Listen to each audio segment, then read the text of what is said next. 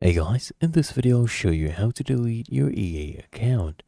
Now the first thing I want you to do is make sure you have this one right here. This is your EA ID. If you have this, you don't even have to be logged in.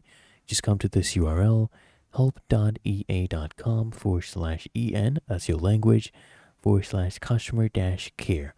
Okay, and here you tell them about your issue. So you just type in delete, and then of course you can use this as guest. So you click delete EA account, right? If you're not logged in, you can just click on use as guest. You just search for a game or a product, right?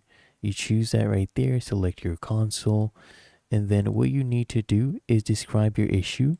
Tell them this is your user ID, is my user ID, okay? Please delete my account, okay? Please delete my account. Really that easy. If you have a file to upload, you can do that. So you choose a game right here. So let me add that.